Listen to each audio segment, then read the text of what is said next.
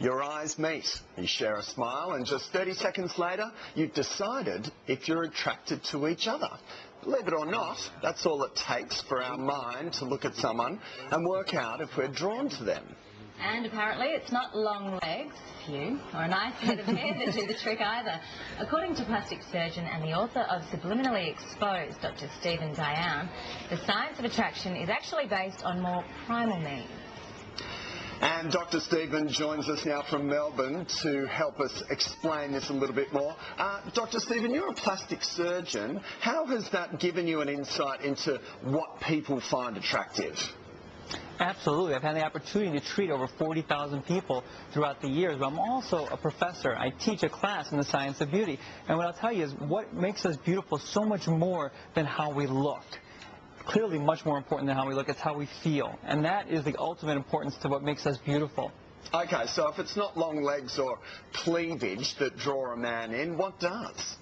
Well, now you got to remember something. Science may not always be politically or socially correct. So I just report on the science. Within my book, we look at over 200 articles. So I want to preface that first. But yes, if a female is naked and standing in front of a man, the first place he looks may not be exactly where you think. The first place a man looks, a heterosexual male looking at a female, the first place he looks is the area of the waist to the hips, the proportion, the hourglass figure, because that is what a man's mind finds most attractive, because it indicates fertility. And at the core, we are much more primal than we like to believe. Our brains are still sometimes stuck in a period of time over 3 million years ago. So what about men? What are the traits that women find most attractive about them? For me, I think it's arms. Yes, arms are important. Yes, and women are not much different than men. They, too, have primal instincts that they can't control to some extent. And when a woman looks at a man, what she's looking for are signs of resources, that he can control and gather resources. At one time, that included a strong face. That looks almost like a helmet. And if you look at our famous actors like a Brad Pitt or Leonardo DiCaprio or George Clooney, their faces look like almost like a Superman. Strong brows, strong nose, strong chin. These are characteristic signs of a strong, dominant male. And these signs can be correlated to increased profits for CEOs who have these dominant signs, which is hard to believe, but it's true, and it's just the science. Sounds a bit like the face is a direct correlation to the bank balance. So, Doc, a lot of these traits are out of our control, obviously. What are some of the things that we can control, the things that people are drawn towards? Yeah, and this is absolutely important, that we have to realize that while being beautiful certainly is a gift, certainly it's a gift, there's nothing more powerful than feeling attractive. And that is, self-esteem is a key factor to actually being beautiful. And how can you increase self-esteem? There's lots of ways. People who have high self-esteem stand tall. They smile. In all the studies that we do, nothing is more attractive than someone who smiles. That gives the best first impression. And yes, you can do things. You can do cosmetic treatments, whether it's your nails, your fingers, even cosmetic treatments. And as long as it looks natural, then it's effective. Natural beauty is what we find most attractive. And women who feel attractive, not necessarily be attractive, women who feel attractive actually make more money than women who are physically attractive. It's more important to feel attractive than to actually be beautiful. So, Doc, what do you think? Do people send out subliminal messages when they're attracted to someone?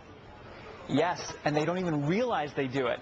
In fact, if I were to tell you this, you may be surprised, but a female's pupils will dilate up to 8% when she's sexually attracted to someone. Does she realize her pupils are dilating? Probably not. But does a man who's talking to her see it? Yes. Not consciously, but his subconscious brain sees these pupils dilating, and he recognizes that she may be interested in them. Other things that we do subconsciously that we don't realize it. A woman may flip her hair, and when she's flipping her hair, what she actually may be doing is sending out pheromones, unique identifying odors that we each have, so that a man can pick it up, because she wants to send a signal subconsciously. So we don't realize we do it, but we do it. Yeah. I love it. It's so true. Yes, it is all the time. Yeah. Look at this. Look, this is What'd you say? Sending out pheromones.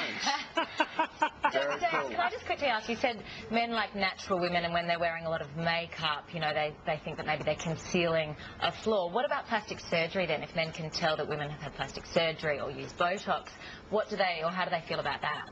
This is a fantastic question. Obviously one close to my heart because I'm a plastic surgeon.